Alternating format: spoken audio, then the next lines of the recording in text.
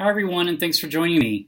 A while back, I actually did a video about reading habits, and one of the questions on that reading habits tag was, whether or not you listen to music while you're reading. And, my answer at the time was, yeah, but it depends on the type of music. And, so I just thought it might be kind of interesting to share, what I listen to and sort of why. And also, I'd love to get feedback from other people about music that they find conducive to reading or to concentration or, this type of thing. So, I actually spent quite a while after that. I gave a really quick answer on that reading habits tag, and then following that, I gave it a little more thought, and I realized I listened to probably about five different classes of music, types of music when I'm reading, and I sort of became aware of what I was listening to the most, and so I thought I'd just kind of go through the different genres and also the specific different recordings that I'm listening to at the moment. Now, one thing about my reading habits and my listening habits, along with when I'm reading, is that when I'm reading, I really want to concentrate and devote my being and my energy and my attention to the book, not to the music. If I want to listen to music in that level, with that level of attention, which is a very good and healthy thing to do, sometimes then I would pick different music, obviously. So I need to pick music that is conducive to actually kind of being in the background. And one genre of music that I have found really that's really kind of built for that usually is film scores, because film scores actually are created, to accompany a visual and verbal story, and so film scores are usually in the background, and so I thought, well, that's sort of probably why I think that it works so well. Now, not all film scores work for me, obviously, because some depends on the film, depends on the emotional sort of state it's trying to get you in, and some films are trying to get you in an emotional state that is not conducive to reading. But I just pulled out three of my favorites currently right now. The first one is the film score soundtrack for Arrival. This movie came out very recently. This is by Johan Johansson.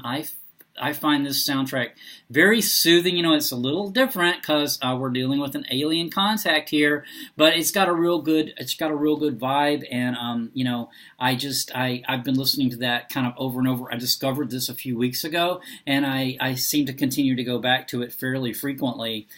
Another one is The Mission, but this is by Ennio Morricone. The movie The Mission came out quite a few years ago. Seems like it was maybe like the 80s. I might be wrong about that. I didn't look it up.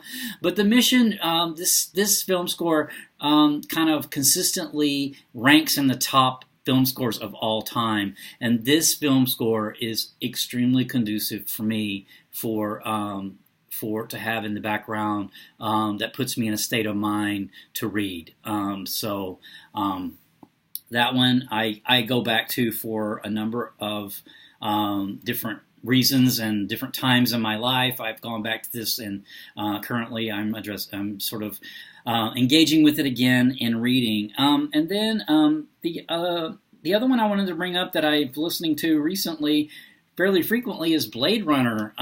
This film score another one back in the 80s by Vangelis, who also did the film score to Chariots of Fire, which I have listened to in the past. It's not something that I'm currently listening to a lot, but Blade Runner just sets me in the mood for calming down and reading a book, getting immersed in a book.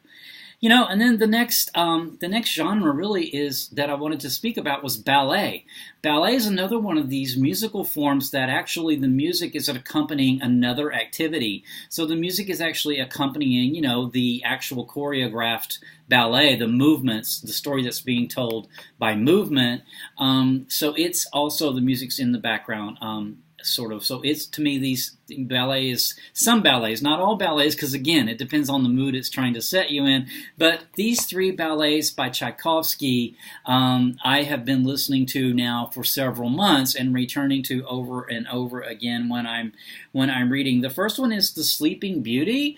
And I've been reading this particular recording from the Russian National Orchestra. The conductor is Mikhail Pletnev. I've been listening to this particular recording, and I just find it very conducive to relaxation and to reading. The other one is, of course, Swan Lake by Tchaikovsky. I've been listening to this recording by Andrei Previn. This is, quite a from. It's a little. It's been a few years, but I like this particular recording. I haven't listened to all, but I came across this recording and I've stuck with it. And then finally, the Nutcracker. So this is another one by the Russian National Orchestra by Mikhail Pletnev, and I really. I think the Nutcracker gets shuffled into holiday music, but it's excellent reading music. So, then the next genre I wanted to bring up for me personally is opera, because I love opera. I realize not everyone loves opera, but I do. And opera is another one of these that it depends on the opera, because some operas obviously are not conducive to focusing in on a book and reading, but there's a couple of operas right now that I'm going to for the full opera. Now, one thing about opera that I will say is that I can also find certain albums from, different artists, just individual artists singing individual arias, like Renee Fleming, even some real old vintage stuff like Caruso. But for full operas right now, what I'm listening to is Le Fil du Regiment. So I actually attended this opera not long ago, and I did a video chat on it. If you're interested, I'll put the link to it in the in the details below. If you're not familiar with this opera, this recording's back from the 60s. This is Dame Joan Sutherland, and the tenor in this recording is Pavarotti. So this is a couple of really good excellent, the top singers of their time in this recording, and I can put this on in the background and focus on reading. It's got a lot of beautiful, really technically difficult singing to do in it. I've heard it a number of times now, so it's familiar. So maybe if it's the first time you're listening to it, it might not rest so well as a something conducive to reading, but for me right now it's working really well. Then the other one that I keep seeming to go back to is A Midsummer Night's Dream by Benjamin Britten. This particular recording is I think from Decca. London recording. So this was actually I think this was the very first recording of this opera back in the early 60s. But I really like this recording. This opera is just one of those that really is just dreamy and moody to me. And so I can have that in the background, and it purely puts me into the atmosphere of wanting to read. So, the next genre that I really wanted to discuss was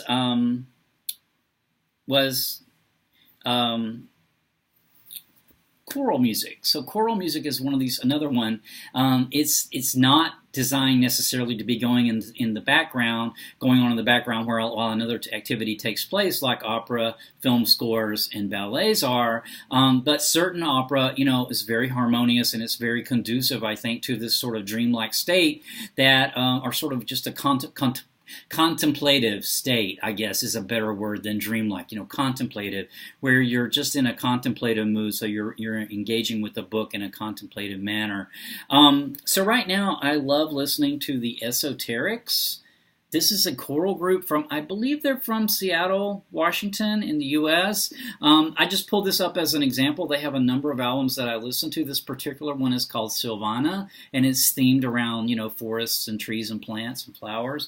But they have a number of other albums that are themed around different sort of topics. And then this a cappella group, Singer Pur. Singer Pure is from an a cappella group from Germany. They do this a cappella album of Sting songs, and this is, to me, another thing that I can put on that puts me in a real sort of mellow contemplative state, that I can read to this album. And they have several others, some sacred music like Advent music, Christmas Advent music in German. That's another one I can put on that I really love. And then finally, for choral, I've been listening to this album, Northern Lights. It's by the Phoenix Chorale. This is composed by the choral composer, Ola Gjeilo. And I may be mispronouncing his last name, but he has several other composition albums out, and I really like his choral work. In particular, I just draw this one out and seem to go back to this one fairly frequently. So yeah, that's those genres. So finally, the last sort of genre that I seem to go back to is mid-century jazz standards. I actually subscribe to Spotify. So Spotify actually creates and curates a playlist for me that's actually pretty good. I can usually go to that playlist. It has people like Dinah Washington, Ella Fitzgerald, Julie London, Mel Torme, Peggy Lee, Nat King Cole, people like this, like Joe Stafford, Edie Gormé. I love her, Edie Gormé's, especially her Spanish language, sort of from the mid-century. This is what the playlist looks like. Today, it's actually, they've pulled up the Andrews Sisters for me, and they sometimes appear on this playlist too, but that's what my playlist looks like. They actually come up with about 5 daily mixes for me on Spotify, and one of them's always themed around this, this mid-century, mostly female, based on my listening history. So, so that's sort of my genres of what I listen to when I read, and in particular what I'm listening to right now. Of course, this is subject to change at any time. It continually evolves as I find new stuff, and get a little tired of listening to the old stuff. So it's constantly shifting and evolving. But I would love to hear what other people listen to, if anything, when they read, or if anyone has any suggestions in these genres for me that maybe that I didn't mention, that I might find helpful. I'd love to hear about it down in the comments. So I'll leave it at that. I will check in again with you very soon. Take care. Bye.